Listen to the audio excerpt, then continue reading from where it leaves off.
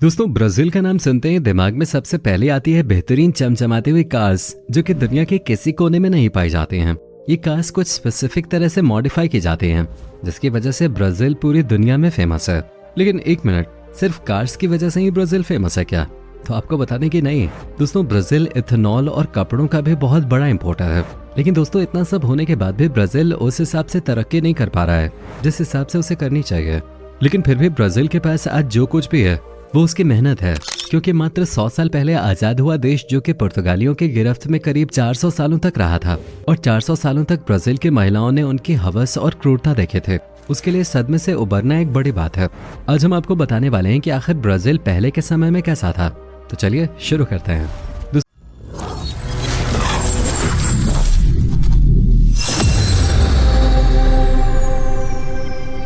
दोस्तों, आपको बता दें कि ब्राजील का इतिहास स्वदेशी लोगों के साथ शुरू हुआ था। कहते हैं कि यूरोपीय लोग 16वीं शताब्दी की शुरुआत में ब्राजील पहुंचे थे। तब से उन्होंने वहां पर अपना शासन शुरू कर दिया था। जिस तरह से भारत में अंग्रेजों ने फूट डालो और राज करो की नीति अपनाई थी, वैसे ही पुर्तगालियों ने भी साउथ अमेरिका के कई बड़े हिस्सों पे अपना अधिकार कर लिया था। उस समय ब्राजील असल में पेड्रो का गुलाम था। कहते हैं कि पेड्रो के इशारे पर न जाने कितनी ब्राजीलियन लड़कियों की इज्जत रोज लूटी जाते थे। उस समय बाहर से आए बड़े व्यापारी जो कि पुर्तगाली होते थे, उन्हें रात के खाने के बाद मीठे के रूप में कुंवारी लड़कियां दी जाती थी ताकि व्यापारी खुश होकर व्यापार को और बढ़ावा दे सकें। ये लड़कियां बहुत ही कम उम्र की होती थीं। इन लड़कियों को जबरदस्ती कैद करके रखा जाता था। ये सारी ब्राजीलियन लड़कियां केवल एक तमाशा बन के रह जाती थीं। लेकिन धीरे धीरे समय ने करवट ली और पेड्रो के मरने के बाद उनकी बेटी सत्ता संभाल नहीं पाई और ब्राजील में अंदर ही अंदर चल रहे आंदोलन ने गर्मी पकड़े, जिसके बाद ब्राजील ने अपने आप को गुलामी की जंजीरों से छुड़ा लिया। पहले भी ब्राजील ने कई बार कोशिश की कि वो आजाद हो सके, लेकिन वो अपनी ही कमियों की वजह से नाकाम रहा। असल में ब्राजील में शुरुआत से ही उनके वैचारिक मतभेदों की वजह से चीजें खराब होती आई हैं।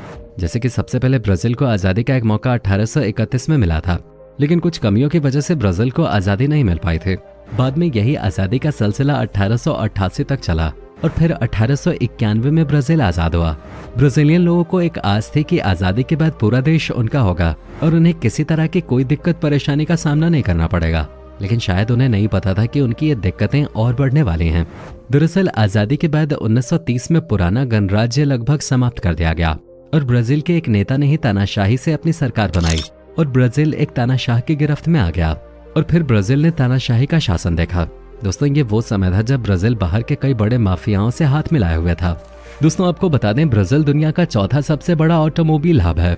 ब्राजील की गाड़ियां अपनी तीर से तेज स्पीड और सॉलिड बिल्ड क्वालिटी के लिए जानी जाती हैं। असल में यहाँ पर पुरानी गाड़ियों को कस्टमाइज करके उन्हें किसी खास काम के लिए इस्तेमाल किया जाता है और वो खास काम ये है कि ब्राजील आज भी दुनिया के 70 से 80% माफियाओं के लिए गाड़ी असेंबल करता है। ब्राजील की कस्टमाइज की हुई गाड़ियां अफगानिस्तान, तुर्कमेनिस्तान और पाकिस्तान जैसे देशों में जाती हैं। बड़े बड़े तस्कर इन गाड़ियों का इस्तेमाल बम धमाकों और कई गलत कामों के लिए करते हैं। आज तो इन सारी चीजों पर थोड़ी लगाम लगे हुए है, लेकिन एक समय था जब ब्राजील को कंट्रोल करने वाला कोई नहीं था और ब्राजील खुलेआम इन चीजों की तस्करी करता था। लेकिन अब चीजें बदल गई हैं, लेकिन आज भी यहाँ के क्राइम में कोई खास अंतर नहीं आया है। और आपको जानकर हैरानी होगी कि यहाँ पर चोरी, डकैती और खून खराबे जैसे कारनामों को अंजाम देने वाली 80% लड़कियां होती हैं। ये लड़कियां इतनी खतरनाक होती हैं कि अकेला आदमी तो इनसे जीत ही नहीं सकता है। दोस्तों, आपको बता दें, जब ब्राजील पुर्तगालियों का गुलाम था तो वहाँ की महिलाओं की स्थिति इतनी ज्यादा खराब थी कि पुर्तगालियों की नजर से ब्राजील की शायद ही कोई लड़की या औरत बची हो जिसके साथ उन्होंने रात न गुजारी हो। पुर्तगालियों का सीधा सिद्धांत था कि ब्राजील में औरतों और लड़कियों से संबंध बनाकर उनसे बच्चा पैदा करें और ब्राजील पर पूरी तरह से अपना अधिकार कर लें। इसलिए महिलाओं ने मिलकर एक यूनियन का गठन किया और उसके तहत लगभग हर महिला को आत्मरक्षा के बारे में सिखाया गया। लेकिन ब्राजील के आजाद होने के बाद कुछ महिलाओं ने इस चीज का गलत इस्तेमाल किया, जैसे कि वहाँ की महिलाएं महंगी गाड़ियां चुराने लगीं ताकि उसे दूसरे देशों में एक्सपोर्ट करने के बाद उन्हें उससे अच्छा पैसा मिल सके और धीरे धीरे ये सारी चीजें उनकी आदत में शुमार हो गईं।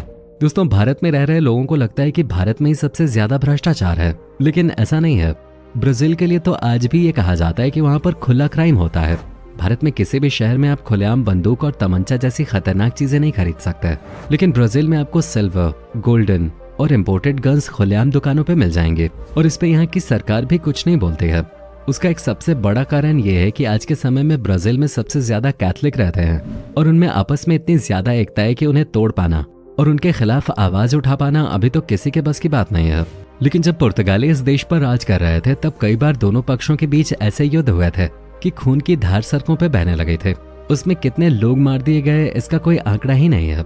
ऐसा इसलिए होता था क्योंकि पुर्तगाली अक्सर किसी के भी घर में घुसकर उस घर की लड़की के साथ तमंचे की नोक पर संबंध बनाने लग जाते थे, जिसके बाद ब्राजील की जनता ने एकजुट होकर उनसे कई बार युद्ध करने का प्रयास किया, लेकिन हर बार कुछ डरपोक उस युद्ध में आते ही नहीं थे। उसका खामियाजा ये भुगतना पड़ा कि उन्हें पहले अपनी बीवी और बेटी की इज्जत से हाथ धोना पड़ा और बाद में अपनी जान से हाथ धोना पड़ा। दोस्तों बता दें, ब्राजील में कई ऐसे आइलैंड्स हैं जहां पर आज भी इंसान नहीं रहते, लेकिन उन आइलैंड्स पे पूरी दुनिया के सबसे ज्यादा खतरनाक सांप रहते हैं।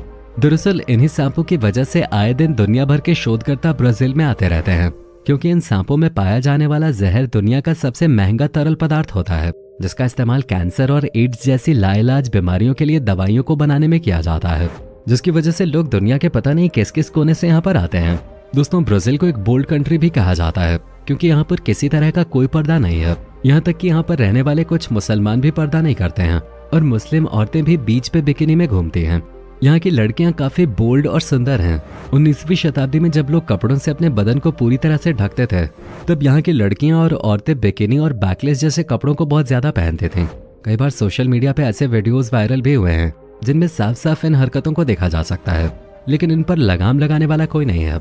दोस्तों आज के समय में भी ब्राजील की गिनती ऐसे देशों में ही होती है जहाँ पर क्राइम कम होने का नाम ही नहीं ले रहा है। ड्रग्स और हेरोइन जैसे नशीले पदार्थों को भी यहाँ से कई अलग अलग देशों में इंपोर्ट किया जाता है। कहते हैं कि यहाँ की लड़कियां प्रोस्टिट्यूशन में सबसे ज्यादा रहती हैं। एक समय था जब ब्राजील की पार्टीज में भी लड़कियां बिना कपड़ों के नाचते थे। आज भी वही समय है, लेकिन अब उस काम के लिए दबा के पैसे लिए जाते हैं।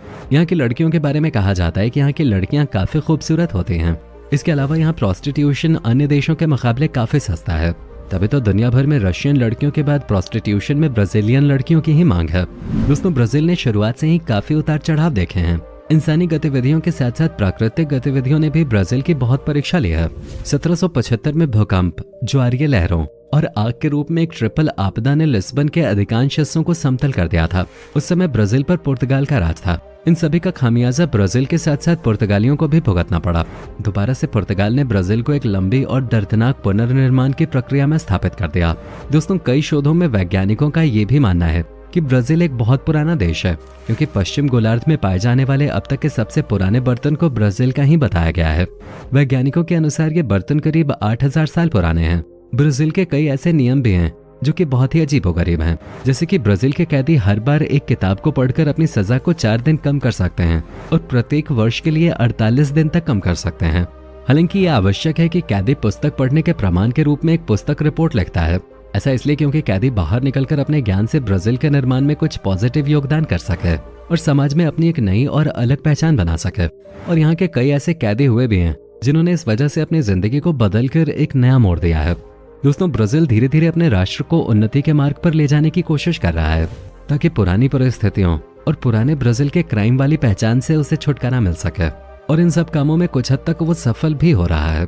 वैसे इतना सब जानने के बाद आपका ब्राजील के बारे में क्या कहना है, नीचे कमेंट करके जरूर बताएं। वीडियो पसंद आया हो तो वीडियो को लाइक करके अपने दोस्तों के साथ जरूर शेयर करें और ऐसी ही वीडियोस के लिए इस चैनल को सब्सक्राइब करके बेल नोटिफिकेशन को भी जरूर ऑन कर लें। धन्यवाद।